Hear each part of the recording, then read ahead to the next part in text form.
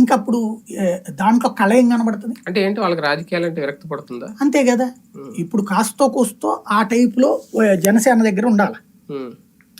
ఇంకోటి ఇళ్లల్లో కూడా, అంటే ఇళ్లల్లో కాదు, ఇళ్ల దగ్గర పెద్ద ఇష్యూ కూడా కాదు, ఎందుకంటే వాళ్ళు ఇళ్లలో ఇలా మాట వింటున్నారా పెడుతున్నారా తల్లిదండ్రుల మాట, వీళ్ళకి ఇంట్రెస్ట్ లేదు. కాస్తో కూస్తో కనబడేటటువంటిది పవన్ కళ్యాణ్ దగ్గర ఎప్పుడంటే విడప్పుడు కనబడేవాళ్ళు ఇది వరకు మామూలు సభలప్పుడు. ఎప్పుడైతే ఆయన పొత్తు అన్న దగ్గర నుంచి అది తగ్గిపోయింది యూత్ లో. అంటే మెయిన్ రేపు నేను నాయకుడిగా ఎదుగుతాను అనుకుంటే పోనీ మనం దీన్ని వృత్తిగా ఎంచుకోవచ్చు అనుకోవచ్చు. నువ్వు అంతా అయిపోయిన తర్వాత నేను తెలుగుదేశాన్ని బానిసత్వం చేస్తాం, లేకపోతే అసలు మనకి ఇండివిజువాలిటీ ఉండదు అనుకుంటే ఇంకెవరు వస్తారు? ఇప్పుడు అభిమానిస్తారు, ద్వేషిస్తారని నేను అన్ను.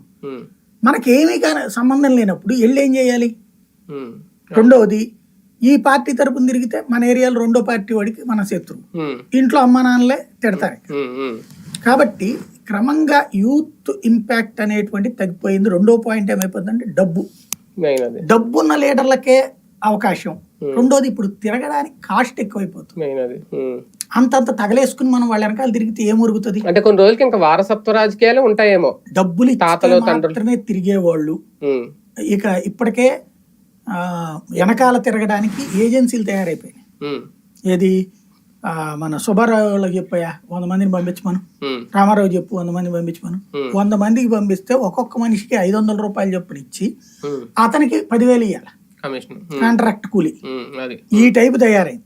ఇక నెక్స్ట్ టర్మ్కి వచ్చేటప్పటికి అది రేట్లు పెంచుతారు. దానికి కూడా ఇప్పుడు రైతు కూలీల రేట్లు ఎట్లా పెరిగినాయో దానికి కూడా రేట్లు పెంచుతారు. ఎవ్వరు మనస్ఫూర్తిగా తిరిగే వాళ్ళు ఎవరు లేరు.